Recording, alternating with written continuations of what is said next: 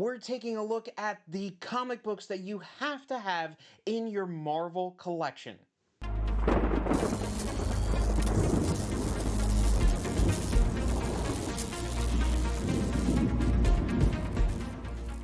I thought it would be a lot of fun to jump back into our comic book collection and take a look at some must-have comic books for your Marvel comic book collection. Now, just as our previous video kind of went over, I'm not saying here that you have to have these books in order to be a true comic book collector. These are just some books from my personal collection that I think are wonderful books to have, especially if you're continuing to grow your Marvel collection. We'll have a mix of different books, whether it be your high key books that are major pieces of Marvel comic book history, and we'll have some other smaller books in here that may be more in the mid-range, a little easier to obtain, especially if you're just getting started in the comic book community. Now, before we jump into things and take a look at each of these books, if you haven't already, like this video, subscribe to our channel, hit that bell notification, and all that to help us continue to grow. So let's jump on over and take a look at each of these books we're going to talk about today. I thought that a great way to kind of go through this format is let's actually do 10 books, but let's split it between 5 raw books and 5 graded books. Now, these books, if you're looking to add these to your personal collection, you can purchase them in any format. Now, I actually collect books in the raw format initially, and then I send them in to get graded depending on the value of the book and some other factors. I do purchase graded books from now and then if I get a really good deal, but I'm one of those people that start off with the raw books because I think you can get the best deals there and find some great opportunities.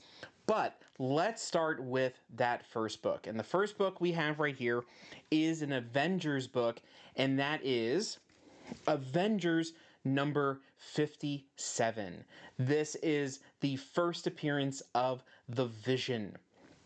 The Vision, of course, is a major character within the Marvel Cinematic Universe, and he even had second billing there in WandaVision as Wanda Maximoff's husband, her love interest in the MCU, and of course he becomes her love interest in the actual comic book storylines as well. So this is a very important issue to some major characters there in the comic book world and translating all the way over into the MCU.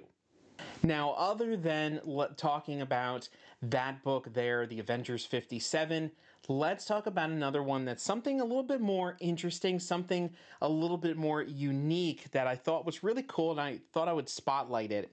And that right here is Amazing Adventures number 11. So this is the first time that Beast shows up with his fur. And you'll notice here something a little bit different than what we may be used to when it comes to viewing this character. And typically, of course, you're going to see Beast with blue fur. This initial appearance, he has this gray fur.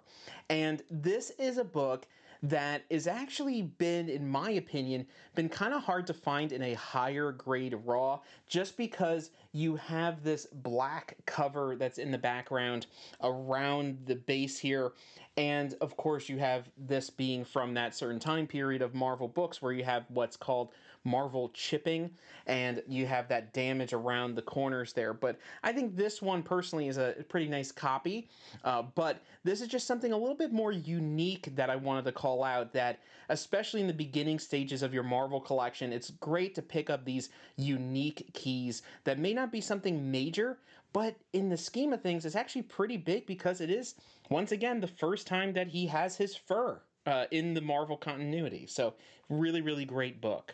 This one here is a major character, but this is a major character, but it is their second appearance. And this is Tales of Suspense number 53, which is the second appearance of Black Widow. So we have Black Widow right down here in the bottom left corner there in something that we probably nowadays, due to her appearance in the MCU being played by Scarlett Johansson, that we're not used to her wearing this type of outfit. We're used to the stealthy shield or Russian spy that has the kind of tight leather suit, but here she's in a dress with kind of a fur across her shoulders there with the long gloves and the sparks coming out of her fingertips, and you have the old school Iron Man suit there in this Tales of Suspense issue. I love this cover just because I love this time period of comic book art, but this is another one where if you can't obtain the first appearance of this character, why not go with the second appearance? You're still right there in the beginnings of these major characters. So I think this is another great book to add to your collection. This one is another first appearance, but a first full appearance. So I have both the cameo and full appearance of this character, but I thought, let's go with the first full appearance. And this one is in a book that you wouldn't actually think this would be the first appearance, because once I tell you the character, you have in your mind which universe in the Marvel kind of breakdown, which specific universe this character fits in, and that is Mystique. So Mystique, whether you're someone who reads the books or follows the movies or any of those other types of properties, is typically associated with the X-Men, of course. But her first full appearance and even her cameo appearance was in Miss Marvel. So here we have Miss Marvel number 18, which is the first full appearance of Mystique. Number 17, the issue right before this, is the first cameo appearance. So this is a great cover. I actually really love this cover, just on top of the importance of the character that has their full first appearance in this issue. This is just another great cover. And this particular book is actually a very clean copy of it that I purchased a couple years ago. That I really enjoy. So just another one to call out. Not a super major character, but another obtainable type of key for a character that is very important to the Marvel Universe. And then to round things out here, when it comes to our Raw books that we're going to be talking about, this is a book with a character that maybe doesn't get as much love as he might have got years and years ago, because his character was not handled very well, I should say, for the lack of things, when it comes to how he was initially handled in a television show. And hopefully, kind of fingers crossed, that we do have a much better version of this character coming into the MCU continuity officially, and then we can have a much better representation of that. And that right here is Marvel Premiere number 15, which is the first appearance of Iron Fist. So I don't know how many of you might have guessed which character I was talking about before I showed you the issue, but out of those Netflix Marvel shows, I think Iron Fist was the one that got the worst treatment. I don't think he was handled that well, as most people, I think, kind of the general consensus is, but hopefully we do get a much better representation of this character in the MCU. With, of course, we now have Daredevil moving officially into the MCU. We had Echo earlier this year. So this street level type of Marvel stuff, it seems like they're leaning towards that on the Disney Plus side. So it might happen. We might get a recasting. We might get a better storyline. Who knows? But we'll see. And that will possibly be a big part of the MCU moving forward. Now we have gone through all of the Raw books that we wanted to go through in our stack today, and let's move over to the graded books. Now these graded books are going to be the ones that are a little bit bigger keys, the more kind of higher end books on the Marvel comic book collection. But even though we're looking at these are still very important books to a Marvel comic book collection, and they vary in different grades. So no matter whether you're collecting these books under a raw grade, or you're actually having it fully graded with CGC or CBCS and any of those different types of comic book grading companies, these are some great books to add. The first book that I actually want to take a look at is very timely to especially the only Marvel Cinematic Universe movie being released this year in 2024, and that is Deadpool 3, which is Deadpool and Wolverine, and we have here New Mutants 98 9.4. So this is one of my first CGC books I ever got. I got this actually as a gift from a family member, and this was one of the kind of first big keys that I added to my collection when I first actively really started jumping into comic book collecting. And you can see it is an older CGC holder compared to the newer ones that you look at. It's a much thinner, different type of printing there for the label. But it is a great, great book. Especially Deadpool has always been a very popular character even since the beginning. And now with his full introduction into the MCU, this is a great time to really, really jump in there. Now, of course, because the popularity of the character continues to grow up, and because of his inclusion in the MCU, the value of these books do go up. But this book has fluctuated a lot over the years, especially with the other two Deadpool movies. So I still think that you can find a nice little spot in there to add this one to your collection if you don't already have it. So this is New Mutants number 98. So other than New Mutants 98, let's keep moving on with our graded books. Like I mentioned, there's some pretty big books left here in our graded ones. This is one of my all-time favorite books. I obtained this one at C2E2 back in 2021 in Chicago. I was so happy I was able to make a great deal on this book, already graded under CBCS, and that is Fantastic Four number 52. So this one is the first appearance of Black Panther. This, I absolutely was at the top of my list of all-time kind of grail key Marvel books that I always wanted to add to my collection, and I'm so happy that I have it here. Even at a 3.0, I think it presents fantastically, and I still think it's a great addition to any Marvel collection here. So, of course, we look at the front there, we have Black Panther with the Fantastic Four. I'll just show you the back there as well as we're looking at it. But this is a great, great book that I'm so happy to be a proud owner of. So moving on from Fantastic Four number 52, let's talk about some other books that are in my top. So I didn't put all of my all-time favorite Marvel characters in here, but I did put a few in here, and these last three are really at the top for me personally, my favorite Marvel characters of all time. So the first one here, we have Tomb of Dracula number 10. There we go, which is the first appearance of Blade the Vampire Hunter. So I grew up with the Wesley Snipes Blade movies. Blade 1, Blade 2, Blade 3.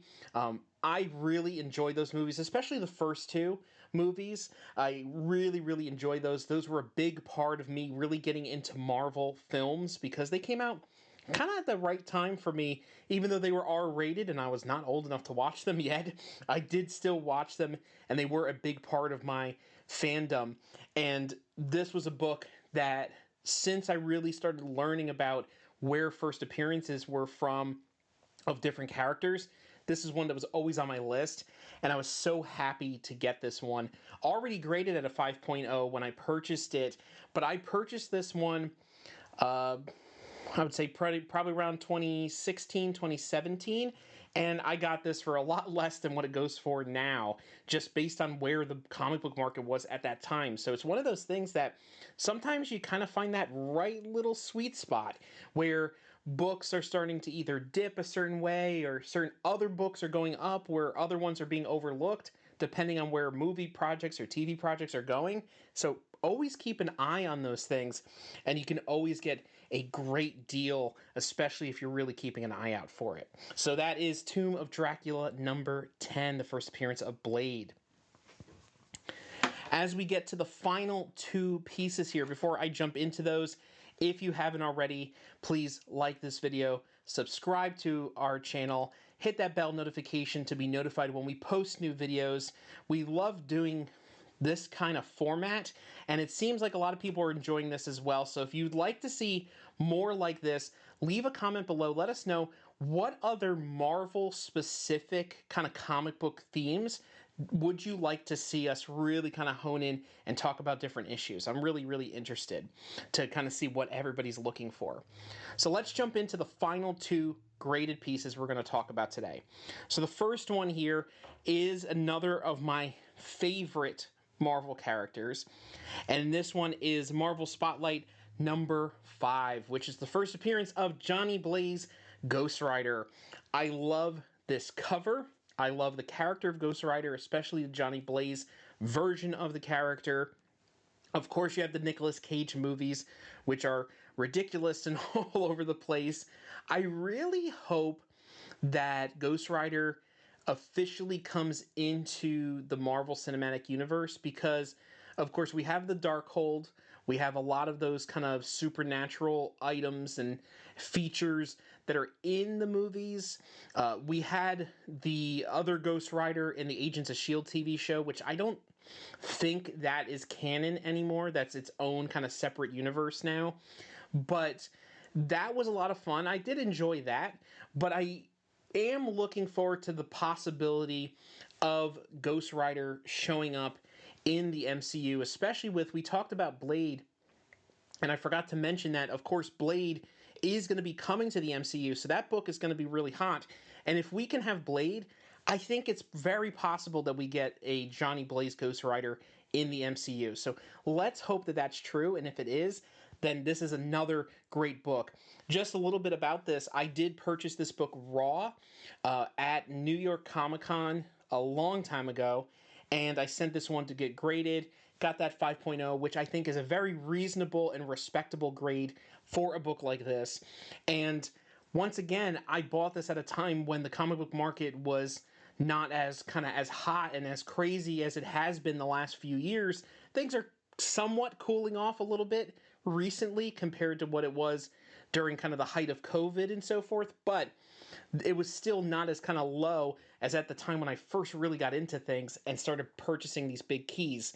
So now this is a very big prized possession of mine that I absolutely love. So that's right there, Marvel Spotlight number 5, first appearance of Ghost Rider. So here we go. We are in the end game now. So to say, and we're in the final piece that we're going to talk about in today's video, which will also give you a little bit of a hint of the theme of the next video just like this, when we're going to talk about some more must-haves for your comic book collection.